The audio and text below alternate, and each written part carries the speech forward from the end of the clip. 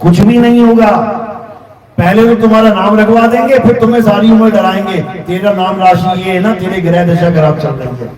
अब तुम नाम ले लेके ढूंढो, अरे यार मेरा नाम कहां से क्यों रख दिया मैंने, ये तो सारे ग्रह कहा के ऊपर आ गए, काश मेरा नाम कहां से होता। समझ लो इस बात को, सूर्य सबके सिर के ऊपर है ना, सबको गर्मी दे रहा है ना, इसी तरह ग्रह भी सबके ऊपर एक जैसे ही है। बृहस्पति जितना मुझसे दूर है उतना ही तुमसे दूर है, शनि जितना मुझसे दूर है उतना तुमसे दूर है, मंगल जितना मुझसे दूर है उतना तुमसे दूर है। वो मेरे पे प्रभाव कैसे डाल देगा एक्स्ट्रा।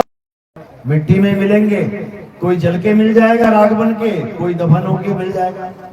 सबके पास खून है, खून दौड़ रहा है ना, रूह अफ़ज़ा तो नहीं किसी के अंदर, सबके अंदर खून ही है ना, हड्डी सबके अंदर है ना, कोई सरिया लगवा के तो नहीं बैठा ऊपर से नीचे तक, डॉक्टर ने लगा दिया बात अलग है, लेकिन कैल्शियम की हड्डियां ही हैं सबके अंदर। ये चमड़ा ही है ना सबका, देख लो कहीं पीओपी तो नहीं लगी हुई, देख लो ये बाल ही है ना सबके पास, रस्सी तो नहीं उगा के बैठा कोई, ये बाल ही है ना, सब एक जैसे ही है, सब एक जैसे ही है। अलग मत समझ लेना कि मैं ऊंची जात का, वो छोटी जात का, वो नीची जात का। जब माँ का ऑपरेशन होने वाला होता है ना, और जब खून की जरूरत पड़ती है तो वहां पे ब्लड ग्रुप लिख के भेजते हो, ये नहीं लिखते हो मेरी माँ ऊंची जात की है, नीची जात वाले का खून नहीं चाहिए। समझ लो, वहां पर तुम्हें खून चाहिए, ऊंची जात नीची जात नहीं चाहिए। समझ लो बात को। तो ये ऊंची जात नीची जात कैसे बनती है? अक्षरों से। ये अक्षर ना होते तो बताओ ब्राह्मण का बा कहां से आता, शूद्र का शाह कहां से आता, क्षत्रिय का शाह कहां से आता, बताओ जरा। ये अक्षर ना होते हिंदू का हा कहां से आता, मुसलमान का मां कहां से आता, सिख का सा कहां से आता, ईसाई का ई कहां से आता, बताओ जरा। ये अक्षर ना होते तो रणवीर का रा कहां से आता, महेश का मां कहां से आता, सीता का सा कहां से आता, कुमारी का का कहां से आता। ये सारे नाम ना होते फिर भी तुम यहां होते, ऐसे बैठे होते। जैसे 1000 जानवर सड़क पे देखोगे, गाय भैंस चलती हैं हजारों के हिसाब से, बिना नाम के जी रही हैं, एक दूसरे का नाम नहीं पता, ये कलावती है कि सीतावती है कि कौन सी पद्मावती है ये, लेकिन सारे काम चल रहे हैं उनके, खा भी रही है निकाल भी रही है, सब काम चल रहा है बिना नाम के। किसका काम नहीं चल रहा बिना नाम के? इस इंसान का। पैदा होते टेंशन हो जाती है, क्या नाम रखे, क्या नाम रखे।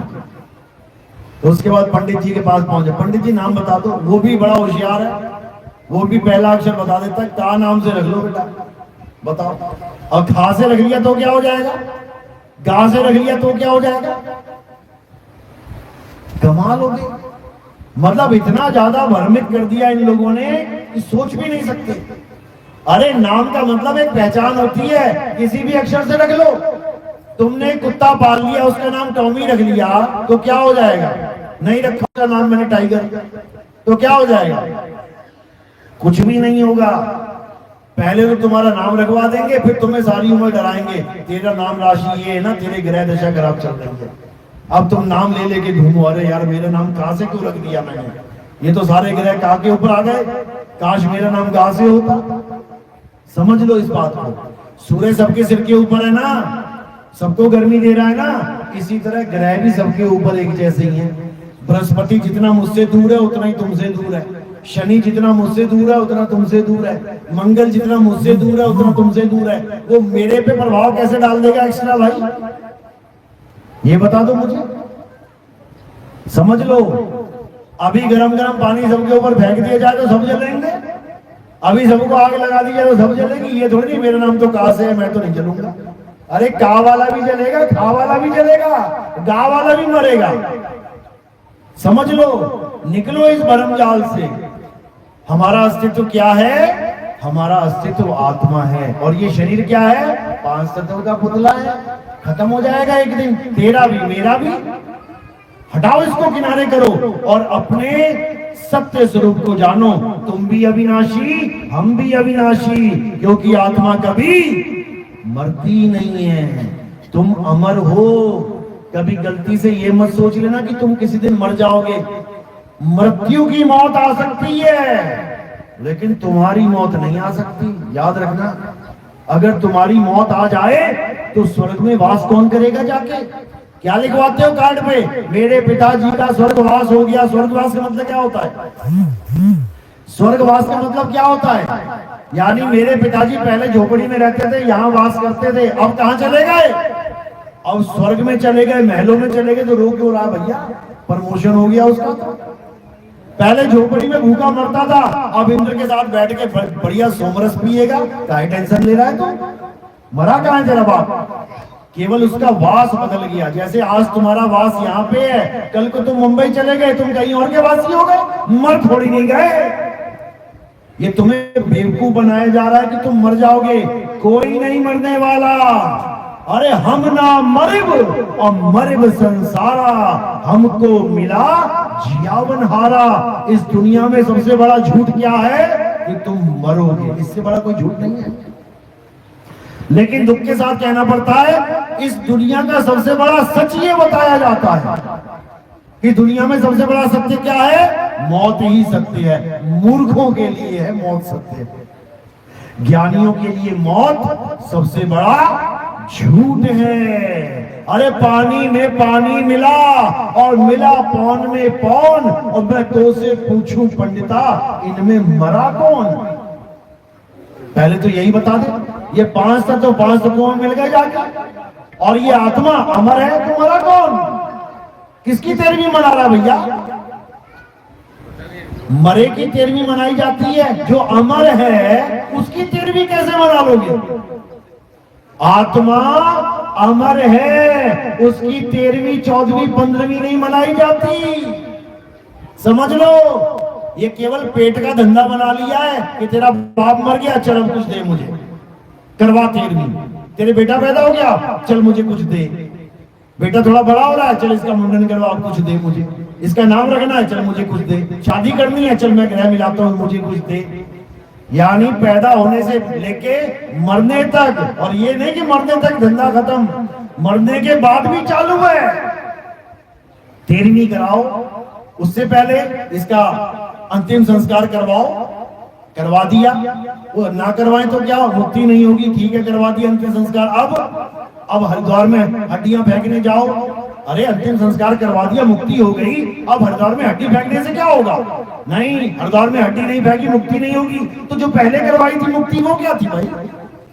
जो क्रियाक्रम में मुक्ति थी, वो कौन सी वाली मुक्ति थी? चलो हड्डी फेंक दी हरिद्वार में जाके। अब 1 साल के बाद पहले 13वीं करवाओ। 13वीं नहीं करवाई तो क्या होगा? भटकेगा ये। 2 बार मुक्ति करवा दी इसकी। एक बार इसका क्रियाक्रम करवा दिया मंत्र जपवा के, एक बार हरिद्वार में हड्डियां फेंकाए, 2 बार मुक्ति हो गई। 13वीं नहीं करवाई तब भी भटकेगा।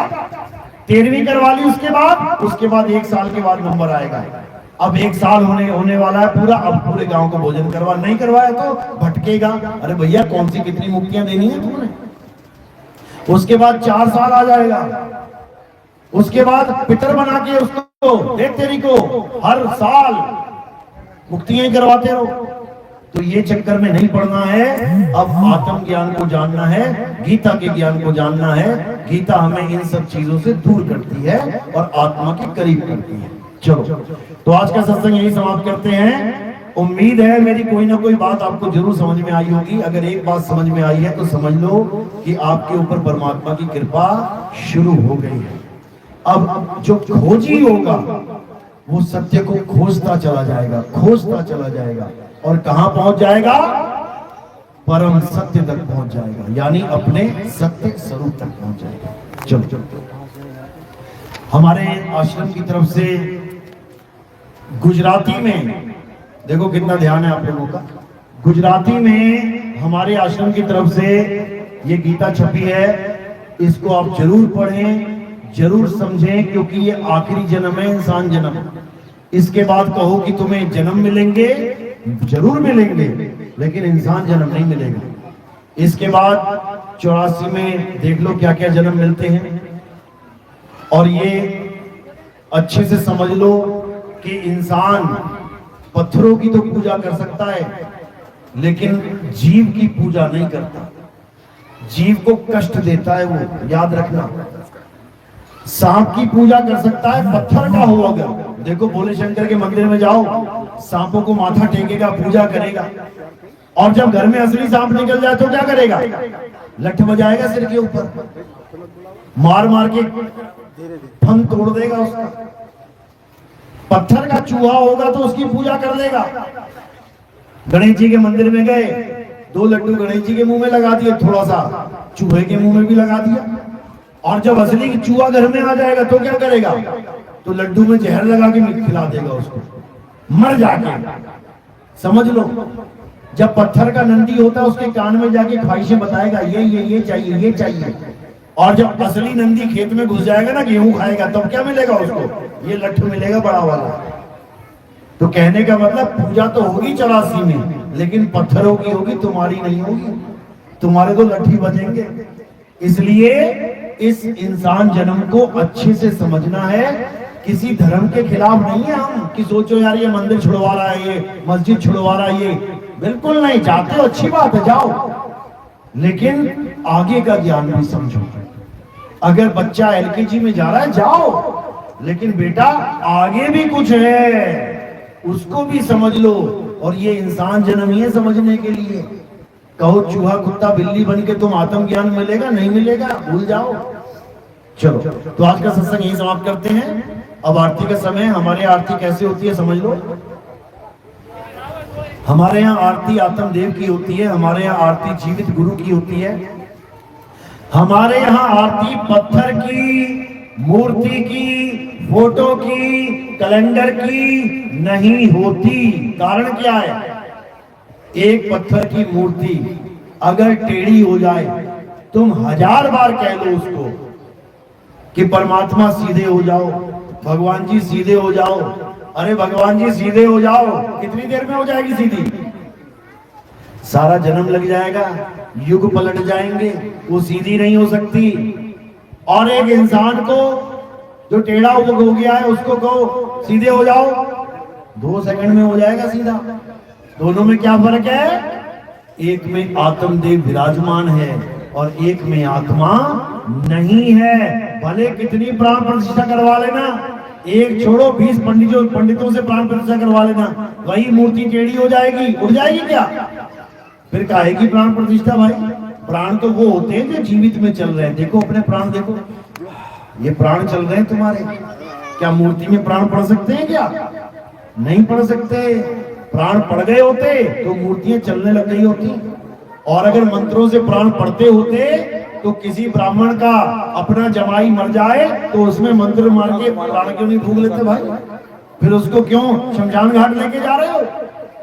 उसके प्राण पखेरु उड़ गए, 2 मंत्र मारो, जब भगवान के प्राण डाल सकते हो, इंसान के क्यों नहीं डाल सकते? तो समझो इस बात को। ठीक है, जहां तक पढ़ाई करी अच्छी बात है, लेकिन अब आगे बढ़ना है, अपना कल्याण करना है। बोलिए परमपिता परमात्मा की सदा ही जय हो। क्या करना है? एक एक करके आएंगे। ये थोड़े